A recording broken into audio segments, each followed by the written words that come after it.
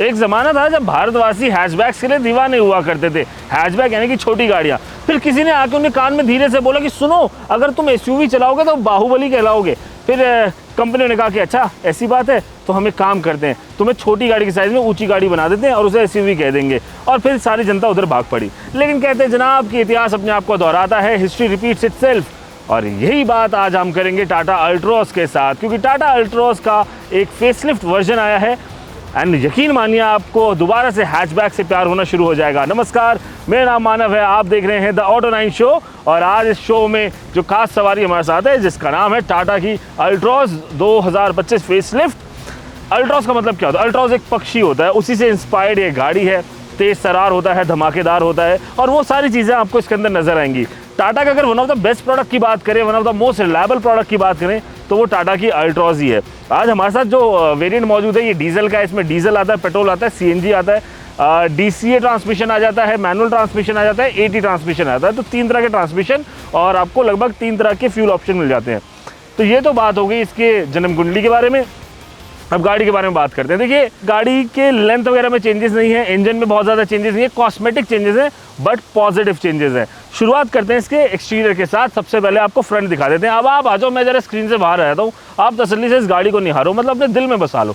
अब आप देखो क्या कुछ नया है, क्या कुछ नया नहीं है, उसके बारे में बात करेंगे। सबसे पहले फ्रंट बम्पर जो है इसको चेंज किया गया है। ये जो पूरा फ्रंट बम्पर देख रहे हैं ये नया कर दिया है, ज़्यादा स्पोर्टी लुक दे रहा है इसको, ज़्यादा एक प्रीमियमनेस भी आपको इसके अंदर ज़रूर नज़र आएगी। इसके बाद यहाँ पर आएंगे तो इधर फॉग लैम्प, और फॉग लैम्प के नीचे ये एयर कर्टेंस ऐड किए गए हैं इसको ज़्यादा एरोडायनेमिक बनाने के लिए। एरोडायनेमिक क्या होता है? देखो, जब गाड़ी चलती है सामने से हवा आती है, हवा कट के पार नहीं होगी तो ड्रैग आएगा, ड्रैग आएगा तो माइलेज कम होगी, परफॉर्मेंस कम होगी। एयर कर्टेन होगा तो हवा जाके टकराएगी नहीं, हवा पार हो जाएगी, ड्रैग नहीं आएगा, माइलेज अच्छी आएगी, परफॉर्मेंस अच्छी आएगी। आपको इसके अंदर मिलते हैं LED DRLs। और इसके बाद नीचे जो है यहाँ पर LED हेडलैम्प्स लगाए गए हैं। पहले प्रोजेक्टर आते थे बट अब क्यूब शेप्ड हेडलैम्प्स हैं और एक तरफ 8 लाइट्स हैं। एक तरफ 8 लाइट है दोनों तरफ। मैं एक बारी लाइट्स को ऑन करके आपको दिखा देता हूँ।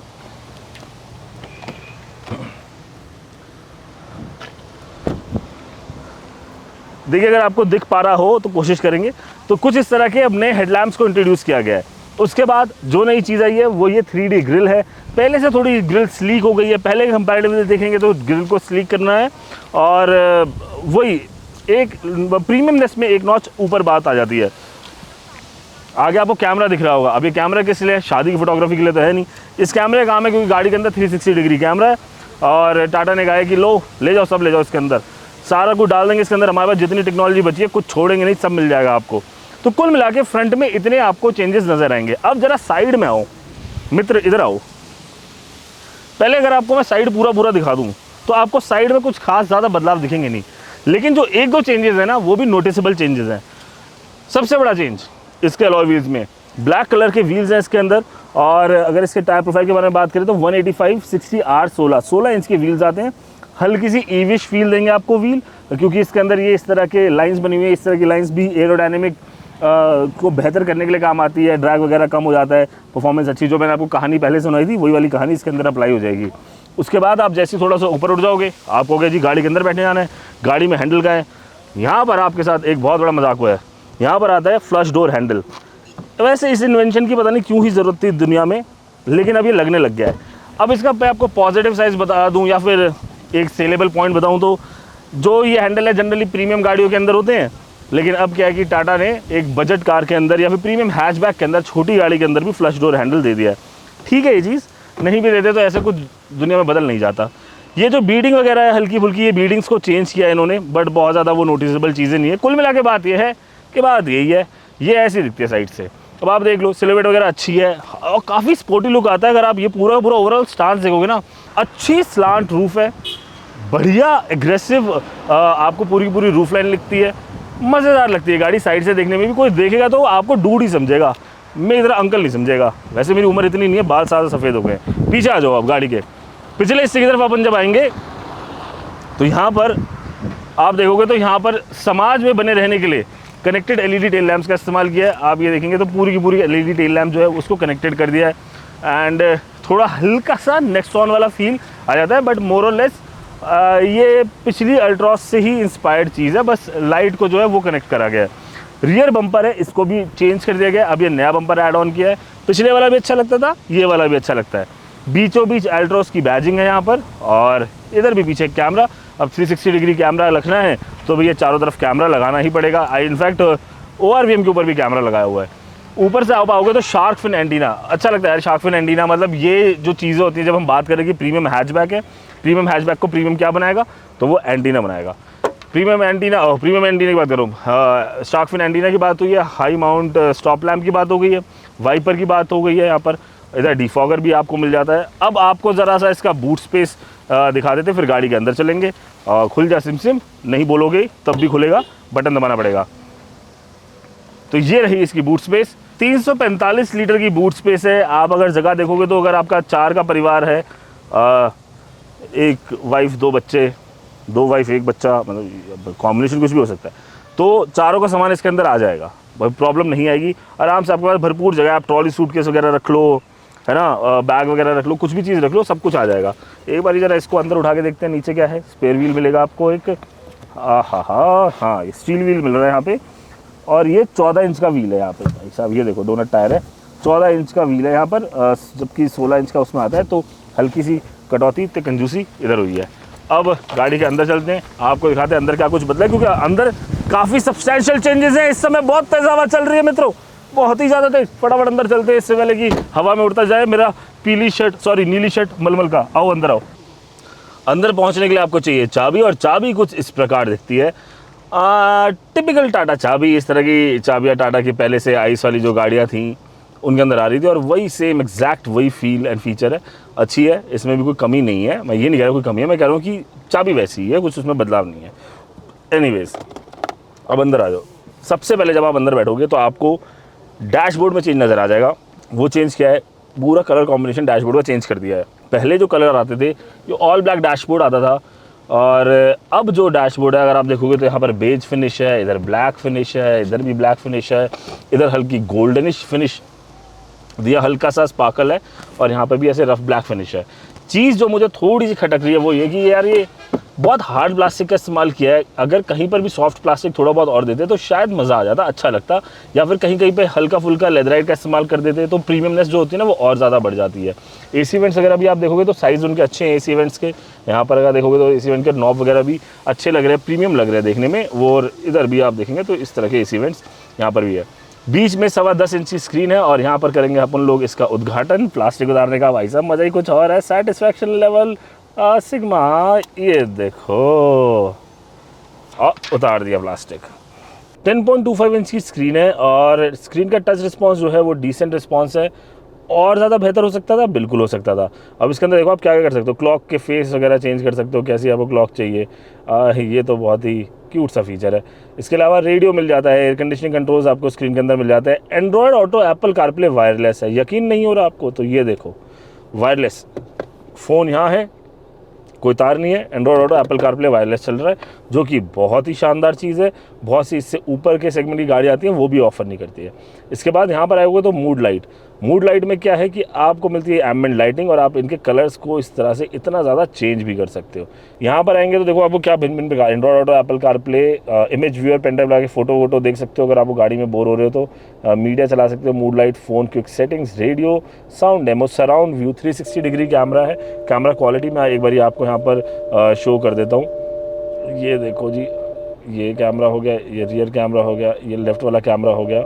एक बार ये साइड वाले कैमरे भी आपको दिखा देते हैं, और अब एक बार 3D में भी आपको दिखाता हूँ। कैमरा क्वालिटी काफ़ी अच्छी है, काफ़ी आप देख लो रियलिस्टिक टाइप मामला इन्होंने बना रखा है। आसपास का भी सारा कुछ दिख रहा है, और अटेंशन टू डिटेलिंग देखिए, मैं स्टीयरिंग घुमा रहा हूँ तो ये टायर भी मुड़ रहा है, तो वो सारी डिटेलिंग भी इसके अंदर जो है वो ऐड करेगी। इंडिकेटर मारने पर इंडिकेटर दिखता है, नहीं दिखता। ब्लाइंड व्यू मॉनिटर है ये, अगर आप देखें मैं जैसे इंडिकेटर दूंगा तो ORVM के नीचे जो कैमरा है वो ओपन हो जाएगा। उसकी भी क्वालिटी डिसेंट है, हालांकि ये बड़ा गिमी की फीचर लगता है मेरे को।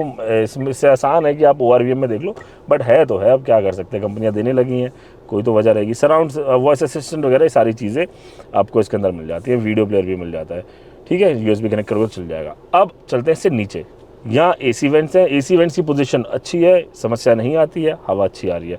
और थोड़ा नीचे आओगे तो इस गाड़ी की सबसे बड़ी कमी आपको नज़र आएगी, वो ये कि जो एयर कंडीशनिंग कंट्रोल्स है ना यार, वो सारे टच में दे दिए।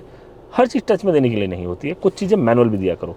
मतलब आसान नहीं होता यार, थोड़ा बटन वटन ना मज़ेदार रहता है। हालांकि ये जो दो नॉब्स हैं फ़ैन के और इसके, इनके अंदर नॉब दिया है, बट इसके नीचे का जो जितना पैनल है ऑफ़ करने का ऑन करने का, इसको टच में दे दिया। मेरा कहना है कि पूरा HVAC टच में बटन्स में बनाओ, टच चाहिए नहीं अपने आप को। यहाँ से गाड़ी लॉक अनलॉक, यहाँ से गाड़ी का इको मोड ऑन हो जाएगा, सिटी मोड चला जाएगा, इको मोड, तो 2 ड्राइविंग मोड इसके अंदर है।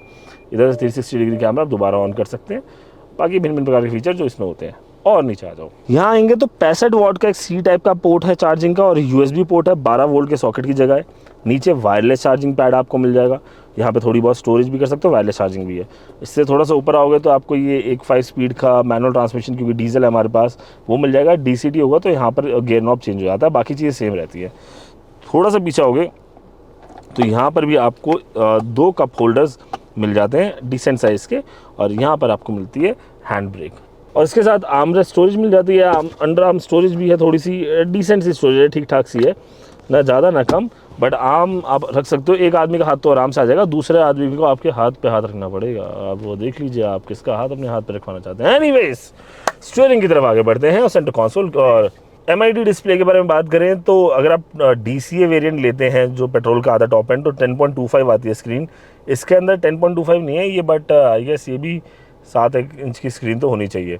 बट मोर और लेस सारा कुछ डिजिटल ही है। अगर आप देखो तो इसमें जो टाकोमीटर है वो भी ऑलमोस्ट डिजिटल है, और जो फ्यूल गेज वगैरह ये साइड में जो लगे हुए हैं ये भी डिजिटल है। बीच में एक पूरी की पूरी स्क्रीन है, इसके अंदर आपको वही जो चीज़ें मिलती है हर गाड़ी के अंदर वो सारी मिल जाती हैं। जैसे कि आपकी गाड़ी माइलेज कितने की दे रही है, आपकी गाड़ी के ट्रिप रीडिंग्स वगैरह, वो सब चीज़ें आप जाके देख सकते हो। नेविगेशन भी आपको इसके अंदर मिल जाएगा, और इसके अंदर मेन मेन्यू में जाओ तो लेआउट भी आप अपना चेंज कर सकते हो। डायल व्यू, डिजिटल व्यू करना है, कैसे करना है, व्हीकल इन्फो, तो बेसिकली वो भिन्न भिन्न प्रकार की जो चीज़ होती हैं वो सारी मिल जाती हैं। अच्छा लगता है। रेडियो का कौन सा स्टेशन चल रहा है, लगभग जितनी जानकारियाँ पॉसिबल है बेस्ट पॉसिबल वो डाल दी हैं। थोड़ा सा इससे पीछे आ जाइए, स्टीयरिंग की तरफ आ जाते हैं। स्टीयरिंग व्हील आप देखो, यहाँ पर वो टाटा का वो डिजिटल लोगो लगाया हुआ है इन्होंने, जो टाटा ने क्रैक करा है, एम्बॉस किया, अंदर की तरफ होता है, ऊपर ऐसा चिपका हुआ कुछ नहीं लगता है। काफ़ी अच्छी फिनिश है इसकी। जो रैप्ड है वो भी बहुत अच्छा रैप्ड है। यहाँ पे स्टीयरिंग माउंटेड कंट्रोल्स है, यहाँ से वॉल्यूम अप डाउन वगैरह हो जाता है। यहाँ से अगर आप देखोगे तो क्रूज़ कंट्रोल वगैरह आप ये चीज़ें सेट कर सकते हो। तो कुल मिला के बात ये है कि बात यही है। इसके बाद आप यहाँ पे देखेंगे तो इधर से वाइपर कंट्रोल्स हैं और इधर से लाइट के कंट्रोल्स हैं। स्टीयरिंग जो है इसको आप अप डाउन कर सकते हो, बट आगे पीछे नहीं होगा ये, तो हाइट एडजस्टेबल है इसकी। उसके बाद बाकी तो और कुछ नहीं है। बाकी नीचे 3 पेडल है, वो तो होने ही चाहिए। ठीक है जी, पुश बटन स्टार्ट है। अब थोड़ा सा IRVM की तरफ आ जाते हैं। जो IRVM है इसको मैनुअल रखा गया है। अगर इसको एक बारी को ऑटो डिमिंग कर देते तो थोड़ी सी बात में वज़न बढ़ जाता। बाकी यहाँ पे लाइट वगैरह है, और इधर से आपकी खुलती है सपनों की चीज़ जिसको कहा जाता है सनरूफ। तो छोटी डिसेंट बढ़िया सनरूफ है, बालक बाहर नहीं निकलेगा, निकालना भी नहीं है, गलत बात है, बालक से हाथ धो बैठोगे। ठीक है जी, तो बात हो गई यहाँ पर ये ख़त्म। अब जरा आप बाहर आइए, मैं आपको जरा कंफर्ट दिखा देता हूँ। बाहर से देखिए आप आके मेरे को। तो अब मैंने आपको बाहर क्यों बुलाई, 2-4 चीज़ें दिखाने के लिए। एक तो ये दरवाज़ा आप देखेंगे तो ये 90 डिग्री खुलता है भाई, 90 डिग्री। कोई गाड़ी नहीं खोल के दे रही दरवाज़ा। इससे क्या है कि गाड़ी के अंदर आना, गाड़ी से बाहर जाना, दोनों आसान हो जाता है। कोई बुज़ुर्ग इंसान है, कोई मेरे जैसा इंसान है जिसका वज़न लगातार बढ़ रहा है, अच्छी बात नहीं है, वेट पे कंट्रोल करना है हम लोगों को, इसमें शर्माने कोई बात नहीं है। बट बात जो गर्व की वो है कि ये 90 डिग्री ओपन हो जाता है। आप देखो स्ट्रेट दरवाज़ा खुल गया है। ओवरऑल आप डोर के ऊपर भी देखोगे तो बीच में थोड़ा फैब्रिक का यहाँ पर इस्तेमाल है, बट इधर सब जगह पे हार्ड प्लास्टिक है, जो मेरे को थोड़ा अच्छा नहीं लगता। एनीवेज, ये JBL के स्पीकर्स लगे हुए हैं, 4 स्पीकर्स हैं, 2 ट्विटर लगे हुए हैं, हामन का इंफोटेनमेंट सिस्टम है। और जो ये जो सीट है ये एडजस्टेबल है, हाइट भी एडजस्टेबल है और रिक्लाइन भी एडजस्टेबल है। बट प्रॉब्लम ये है कि इलेक्ट्रॉनिक नहीं है, ये मैनुअल है। ठीक है, हो जाता है, मैनुअल में ही अच्छा काम होता है। अब आप ये देखो, मैं अपनी ड्राइविंग पोजीशन सेट कर रहा हूँ। मैंने इसलिए दरवाज़ा खुलवाया था ताकि आप लोग देख पाएँ कि एग्जैक्टली हम लोग कर क्या रहे हैं। ये देखो जी, मैंने एक खोल दिया, लगा दिया, स्टीयरिंग के साथ सेट कर दिया। ओके, अब चलते हैं पिछली रो में और देखते हैं, हल्का सा रिक्लाइन बढ़ाऊंगा कि आगे सेकंड रो में जगह कितनी, कंफर्ट कितना है। एक चीज़ जो बड़ी अच्छी, यहाँ ये देखो, ये थाई सपोर्ट है ना, ये एक्स्ट्रा थाई सपोर्ट ऐड किया है यहाँ पर। इसकी वजह से अब आप ये देखेंगे तो मेरी थाईज हवा में नहीं है, अब मेरी थाई को पूरा सपोर्ट मिल रहा है। ये चीज़ ऐड किया, और ये बहुत ही बढ़िया चीज़ है, क्योंकि जब आप ड्राइव कर रहे ना तो आपको मज़ा आएगा। जब हम भी ड्राइव करेंगे तो मैं आपको कंफर्ट के बारे में बताऊंगा बिकॉज ऑफ थाई सपोर्ट। तो आप ये देखो यहाँ पर थाई सपोर्ट ही अच्छा हो गया। अब सेकंड रो में चलते हैं, एक बारी इसको करते हैं बंद, और जो द्वितीय रो का दरवाज़ा है ये भी पूरी तरह से खुलता है। अब आप अंदर आओ, सेकंड रो देखो। सेकंड रो में आपको मिलता है एक गोप्रो, सॉरी ये हमारा अपना है, ये आपको नहीं मिल पाएगा। एक माइक, सॉरी ये भी हमारा अपना है। और एक ये लेडीज़ बैग किस, अरे गाड़ी में लेडीज़ बैग, हमारे साथ कोई लेडीज़ नहीं, सॉरी पता नहीं बैग कहाँ से आ गया। एनीवेज इसको रखते हैं आगे। चलो जी, लेडीज़ बैग इग्नोर कर देना। यहाँ पर आप बैठोगे, मेरी हाइट है 5 फीट 9 इंच। ड्राइविंग सीट जो है मैंने सेट कर रखी है अपने हिसाब से, अनकट दिखाया आपको, कुछ चेंज नहीं करा है। अब आप आके देखो सेकंड रो में आखिर जगह कितनी है। ये देखो जनाब, ये होता है नी रूम, और इसीलिए मेरे को प्रीमियम हैच पसंद है रादर देन कोई माइक्रो एसयूवी लो, मत लिया करो। प्रीमियम हैच लोगे आपको मज़ा ही अलग आएगा। देखो आप, इतना अच्छा नी रूम, बेहतरीन लेग रूम। अंदर आके देखो, यहाँ पर देखो कितनी बढ़िया जगह है, वहाँ पर लेग रूम में कितनी शानदार जगह है, कोई तकलीफ नहीं आ रही, आराम से आप बैठ कर जा सकते हो। और सेकंड रो में भी जो थाई सपोर्ट को एक्सटेंड किया है, यहाँ पे हम देखेंगे जब जो सेकंड रो का भी थाई सपोर्ट एक्सटेंड हुआ है ना, सेकंड रो का कंफर्ट नेक्स्ट लेवल एनहांस हो गया है। अगर आप देखो, मेरे शोल्डर को भी अच्छा सपोर्ट मिल रहा है, मेरे सर को भी अच्छा सपोर्ट मिल रहा है ना। मेरी 5 फीट 9 इंच हाइट है, उसके बावजूद भी आप देखेंगे तो सर में और इसमें डिसेंट गैप है। तो एवरेज इंडियन हाइट के लिए ठीक है। अब कुछ 6.5 फीट का बंदा तो कुछ कह नहीं सकते हम उसके लिए, बट मोर और लेस देखा जाए तो यहाँ पे बढ़िया माहौल। और उसके बाद एक आर्मरेस्ट भी मिल जाता है आपको यहाँ पे।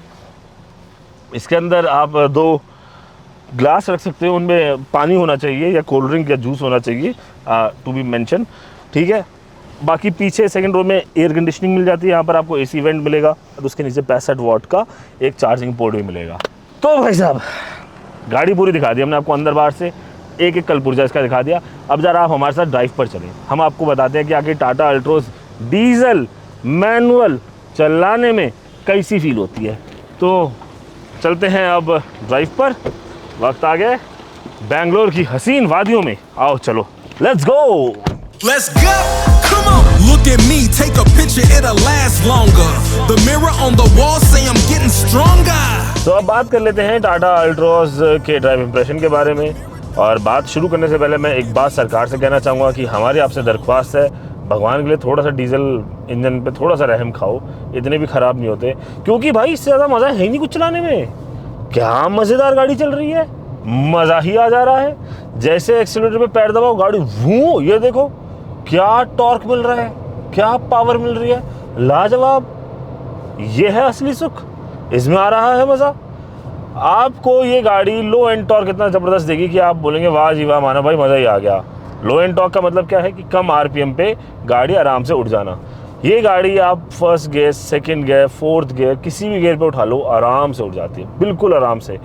इनफैक्ट जब आप गियर शिफ्ट करोगे, जर्क महसूस बिल्कुल नहीं होता। ऐसे लगता है कि किसी ने, और मतलब ऑटोमेटिक ट्रांसमिशन में भी ना ज़्यादा जर्क महसूस होगा, मैनुअल चला रहा हूँ मैं डीजल का, लेकिन इसके अंदर वो भी इतना भी महसूस नहीं हो रहा। लाजवाब, बेस्ट, ग्रेटेस्ट थिंग एवर। मतलब बहुत अच्छा काम किया टाटा ने यहाँ पर यार, सल्यूट है, बहुत बढ़िया। इतना स्मूथ है गियर शिफ्टिंग, इतना बढ़िया, क्लच इतना स्मूथ है, मज़ा आ जा रहा है यार, कोई भी कमी नहीं है। आप मेरे से कहोगे कि भाई कुछ ज़्यादा ही आप तो तारीफ़ कर रहे हो, भाई क्या करूँ, कमी है ही नहीं, होती मैं ज़रूर बता देता आपको कमी।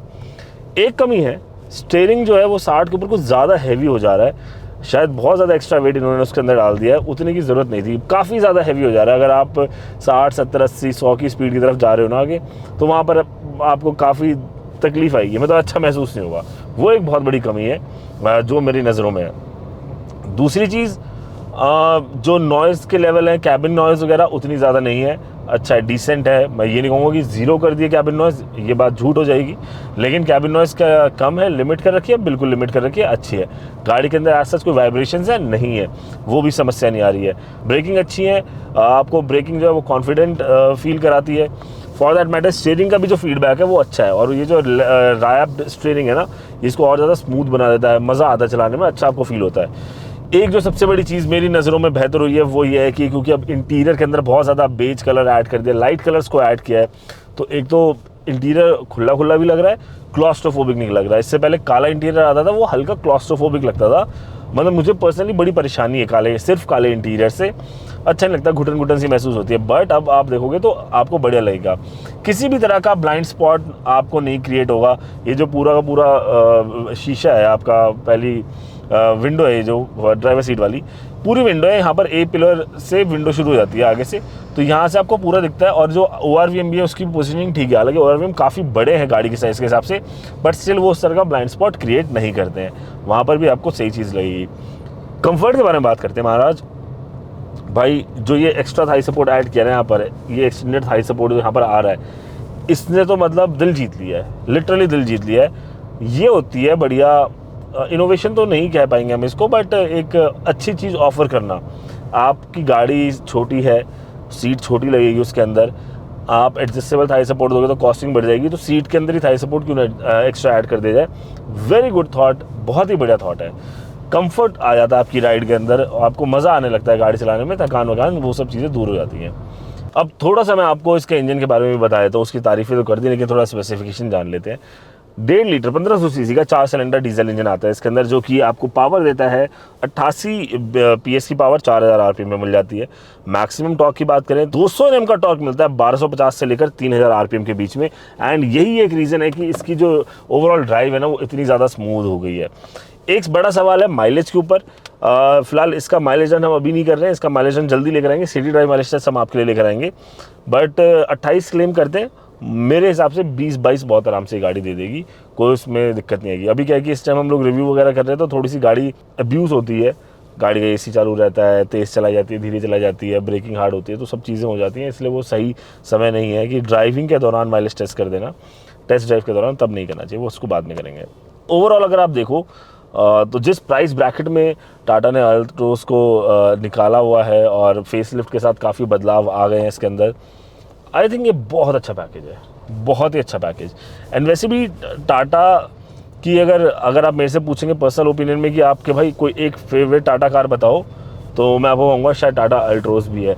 और मैं आपको सच बताऊँ, अभी हम जब बाकी के सारे अपन जर्नलिस्ट भाई लोग बैठे थे यहाँ पर इवेंट पे, तो वहाँ पर एक यही बात हो रही थी कि जो अल्ट्रोज डीजल है ना, उसकी फ़ैन फॉलोइंग है और एक अलग फ़ैन फॉलोइंग है। अगर आपको टाटा की कोई गाड़ी लेनी है तो आप अल्ट्रोज डीजल ले लो, क्योंकि इससे बेस्ट कार नहीं है। हैचबैक्स में इससे बेहतरीन चीज़ नहीं है मेरे ख्याल से। प्रीमियम हैच मैंने इससे ज़्यादा मज़ेदार नहीं चलाई है नेचुरली एस्पिरेटेड में। मैं वो i20 N-Line ये की वगैरह की बात नहीं करेंगे अपन लोग, क्योंकि वो थोड़ी सी हॉट हैच हो जाती है अब, लेकिन नेचुरली एस्पिरेटेड वाली रेंज के अंदर हम लोग बात कर रहे हैं। बाकी सब बढ़िया है यार, पिकअप वगैरह बहुत अच्छा है। हॉर्न थोड़ा मेरे को लगता है और मज़ेदार हो जाता तो मालिक मज़ा आ जाता, जहाँ इतना खर्चा हुआ तो एक चिप्स का पैकेट और सही था, बट हॉर्न इतना भी डिसअपॉइंटिंग नहीं है। और ये सुनो आवाज़, अभी आपको इंजन का ग्राउल सुनाता हूँ। तो ये जो इंजन की आवाज़ है ना, ये भी आपको बढ़िया स्पोर्टी फील देती है, तो मज़ा आता है। मतलब डीजल इंजन चलाने का फील ये तभी है ना भाई कि हल्की हल्की थोड़ी थोड़ी आवाज़ आए। अब देखो मैं यूँ गियर चेंज कर रहा हूँ, एकदम से क्लच छोड़ रहा हूँ, पर कोई जर्क नहीं है कहीं पर भी, और बहुत ही रफ ड्राइव कर रहा हूँ मैं इसको, कि एकदम से क्लच छोड़ना, एकदम से प्रेस करना, उसके बावजूद भी गाड़ी परेशान नहीं कर रही है, बिल्कुल भी नहीं कर रही है। एंड आई थिंक ये लवली चीज़ है। बट आप बताइए आपको कैसी लगी नई अल्ट्रोज 2025 वाली फेसलिफ्ट वाली, कमेंट कर ज़रूर बताना। चैनल को ज़रूर सब्सक्राइब करना, वीडियो को ज़रूर से भी ज़्यादा लाइक करना, है ना। और जब भी गाड़ी चलाएं सीट बेल्ट ज़रूर लगाएं, कसम है तुम्हें, चाहे पीछे कोई बैठा हो, चाहे आगे कोई बैठा हो, चाहे गोद में, ठीक है, जहाँ भी बैठना है सीट बेल्ट ज़रूर लगाना है। सेफ़ ड्राइव करना है, भारत में एक सेफ़ ड्राइविंग एनवायरनमेंट बनाना है, एक अच्छा मानव बनना है। जय हिंद कहना है।